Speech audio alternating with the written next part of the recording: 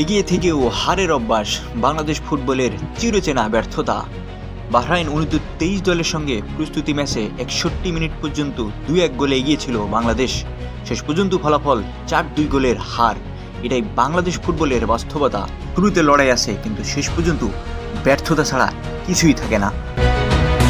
বাংলাদেশ ফুটবলে এই চিত্র নতুন কিছু নয়। এগিয়ে থেকেও ম্যাচ শেষ করতে না পারা এখন এক ধরনের অভ্যাসে পরিণত হয়েছে। এই অভ্যাস বদলানো যায় কেবল খেলোয়াড়দের নয়, বরং পুরো সিস্টেমের। মাঠে খেলোয়াড়রা ভেঙে পড়েন কারণ তাদের মানসিক দৃঢ়তা গড়ে তোলা হয়নি। ফিটনেস ভেঙে পড়ার কারণ দেশে আধুনিক মানের ট্রেনিং ফ্যাসিলিটি নেই, আর কোচিং সেখানেও খামখেয়ালি সিদ্ধান্তই চোখে পড়ে। সবচেয়ে বড় ব্যর্থতা হচ্ছে রক্ষণভাগ। এতদিন ধরেই বারবার ভুল হচ্ছে, কিন্তু কোনো সমাধান নেই।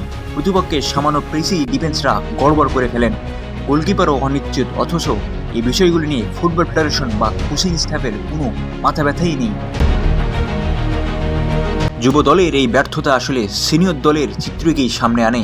বয়সভিত্তিক স্তর থেকেই খেলোয়াড়রা জেতার মানসিকতা শেখানো হয়নি, ফলেই তারা বড় মঞ্চে গিয়ে হাল ছেড়ে দেন। প্রস্তুতি ম্যাচগুলো আসলে শিক্ষা নেওয়ার জায়গা, কিন্তু বাংলাদেশ ফুটবলে শিক্ষা নেওয়ার অভ্যাসই তৈরি হয়নি।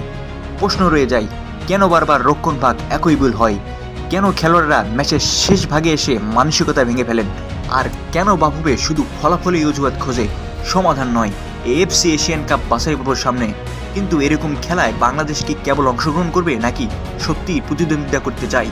সেটা নিয়েই এখন সবচেয়ে বড় প্রশ্ন।